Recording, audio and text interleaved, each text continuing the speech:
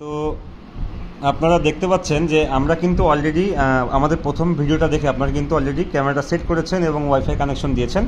তো এরপরে আমাদের মেন কাজটা হচ্ছে যে আমরা যদি 2-3টা ফোনে ব্যবহার করতে চাই সেটা কীভাবে করব। তো আমাদের প্রত্যেকটা ক্যামেরারই কিন্তু একটা আইডি থাকে, এটা কিন্তু 8 সংখ্যার হয়, এবং আমরা কিন্তু যখন ক্যামেরা একটা ফোনে সেট করি তখন কিন্তু একটা পাসওয়ার্ড ব্যবহার করি। তো এইটা হচ্ছে আমাদের ক্যামেরার আইডিটা, এবং আমরা কিন্তু একটা পাসওয়ার্ড ব্যবহার করেছি।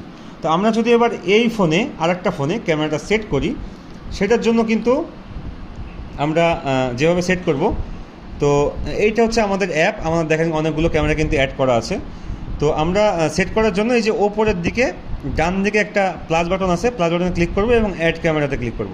অ্যাড ক্যামেরাতে ক্লিক করার পর দেখেন যে নিচের দিকে এখানে লেখা আছে আইডির উপরে ক্লিক করব, এবং এই জায়গায় আমরা এই ফোনে যে এখানে যে আইডিটা আছে, এইটা যে আইডি, এই আইডিটা আমরা বসাবো।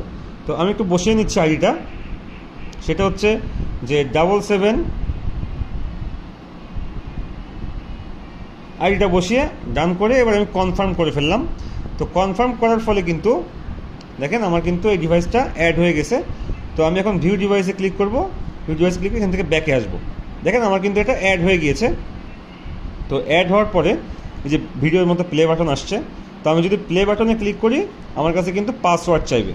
তো আমরা কিন্তু ইউজার নেম অ্যাডমিন রেখেছিলাম সেট করার সময়, পাসওয়ার্ডটা আমি এখন দিয়ে দিচ্ছি।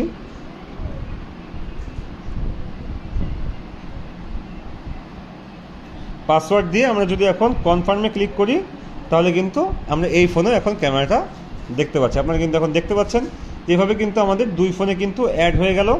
আমরা কিন্তু ক্যামেরাটা দেখতে পাচ্ছি, দুই ফোনে কিন্তু সেম ক্যামেরা। দেখেন আমরা কিন্তু দুই ফোনে এখন একই ক্যামেরা দেখতে পাচ্ছি। তো এইভাবে আপনারা খুব সহজেই চাইলে আপনি এক ফোনে প্রথমে সেট করবেন, তারপরে জাস্ট এই আইডি এবং ক্যামেরাতে যে পাসওয়ার্ডটা সেট করেছিলেন সেই আইডি এবং পাসওয়ার্ড দিয়ে কিন্তু আপনারা কয়েকটা ফোনে এই ক্যামেরাটা সেম ক্যামেরাটাই ব্যবহার করতে পারবেন।